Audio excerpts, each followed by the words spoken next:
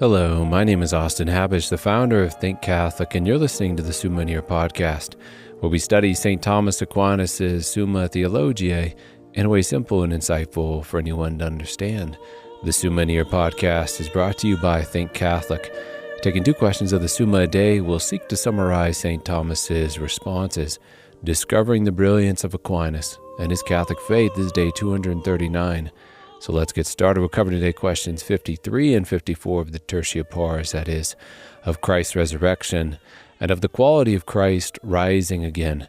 The translation that I always use in these podcasts is the one generously provided to me by Ave Maria Press, the 5 volumes that translated by the fathers of the English Dominican province, which you can now get at a discounted price from Ave Maria Press's site by typing in the code Summa 10, and so here we go. Article 1, whether it was necessary for Christ to rise again. And we should begin with Scripture, which says, this is Romans chapter 4, He was delivered up for our sins and rose again for our justification. And again, in what way the passion and resurrection are necessary for our salvation, since it's still true, as St. Thomas said way back in question 48, that from the beginning of his conception, Christ merited our eternal salvation. St. Thomas explains here, Christ's passion wrought our salvation, properly speaking, by removing evils, but the resurrection did so as the beginning and exemplar of all good things. For more on the evils removed, see question 46, article 3, that was day 35 for us. And when it comes to the good proposed to us, the exemplar and beginning of good things, the resurrection increased our hope by allowing us to see our head, the head of the church, Christ, rise from the dead, thereby giving us confidence that we too, his members, will also rise again in glory. The resurrection also displayed God's justice by exalting the one who voluntarily humbled himself for God's sake. The resurrection instructed us in the faith that Jesus truly is God, as he said, and he proved it by confirming his words that he would lay down his life and take it up again. Christ's resurrection also exhorts us to order our lives correctly to the glory that lies before us, not to temporal pleasures here and sin. Article 2, whether it was fitting for Christ to rise again on the third day. It is fitting not only for symbolic reasons, connected with the number 3, but also for our salvation, as Aquinas says here. In order that our faith in the truth of his Godhead might be confirmed, it was necessary that he should rise speedily, and that his resurrection should not be deferred until the end of the world, but also to confirm our faith regarding the truth of his humanity and his death, it was needful that there should be some interval between his death and his rising. For if he had risen directly after death, it might seem like his death was not genuine, and consequently neither would his resurrection be. But to establish the truth of Christ's death, it was enough for his rising to be deferred until the third day, for within that time some signs of life always appear in one who appears to be dead, whereas he is alive. Article 3, whether Christ was the first to rise from the dead. Beginning with Scripture, it's written, Christ is risen from the dead, the first fruits of them that sleep. However, what about Moses, who was dead and then appeared at the Transfiguration? What about Lazarus, who was dead and then Christ, before his passion, rose from the dead? On account of these examples, Aquinas gives us the following clarification. Speaking of perfect resurrection, Christ is the first of them who rise, because by rising he was the first to attain life utterly immortal. According to Romans chapter 6, Christ rising from the dead dieth now no more. But by an imperfect resurrection, some others have risen before Christ, so as to be a kind of figure of his resurrection. Article 4, whether Christ was the cause of his own resurrection. Christ is the cause of his own resurrection because he is a divine person, the second person of the Trinity, and whenever the Trinity acts ad extra, whenever it affects exterior things, even in bringing everything into existence out of nothing, the whole Trinity acts, because the only real distinction within God are the relations of the persons. So yes, Christ, whose personhood is the second person of the Trinity, was the cause of his own resurrection, as Aquinas says here.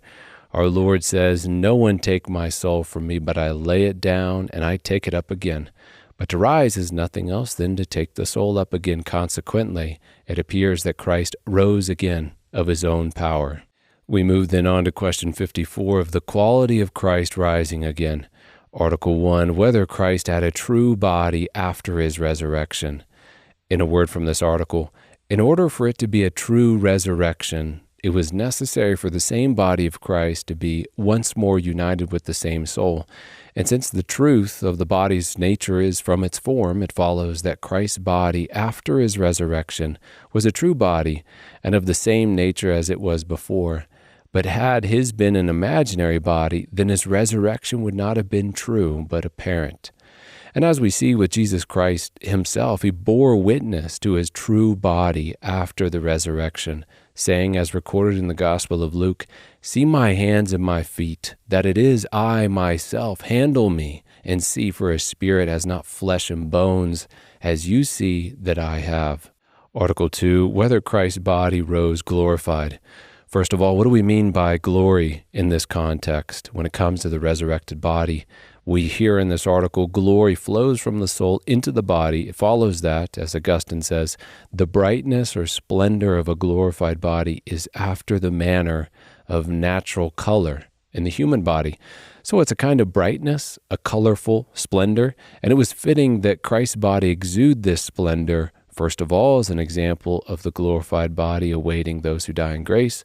Secondly, it was fitting Christ rise in a glorified body since he earned it by subjecting himself voluntarily to such bodily humility in his passion. Thirdly, although Christ's soul, based on its grace and merits, was glorified at the moment of his conception, according to God's will, such glory was to be hidden until Jesus' passion was complete, and then it was to show glory through his bodily appearance, as Scripture says. He will reform the body of our lowliness, made like unto the body of his glory. Article 3, whether Christ's body rose again entire. In a sentence from article, Christ's body in the resurrection was of the same nature but different in glory. Accordingly, whatever goes with the nature of a human body was entirely in the body of Christ when he rose again. Now it is clear that flesh, bones, blood, and other such things are of the very nature of the human body.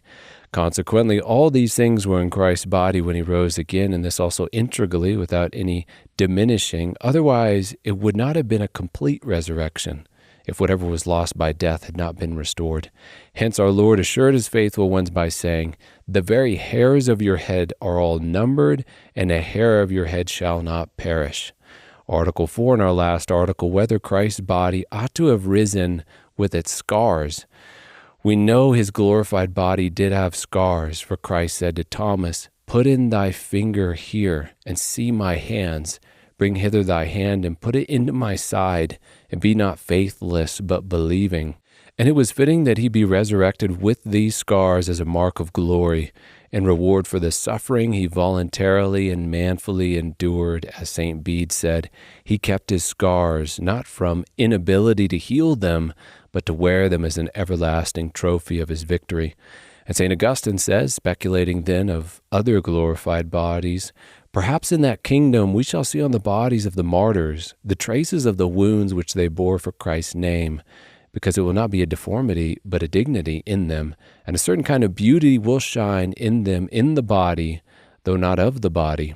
So Christ's marks were fittingly kept in his resurrection, not only to assist the faith of the apostles, to show that it was truly he who had risen from the dead, but also as a perpetual prayer to the Father on our behalf for the suffering he endured for our sakes. These marks are also displayed so that at judgment those who are to inherit the kingdom of God might see the mercy poured out upon them by Christ's passion, as well as those who put him to death, that they might be shown that he was truly the Messiah they killed and refused to acknowledge.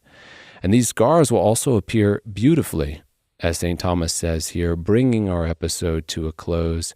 The scars that remained in Christ's body belong neither to corruption nor defect, but to the greater increase of glory, inasmuch as they are the trophies of his power, and a special comeliness will appear in the place scarred by the wounds.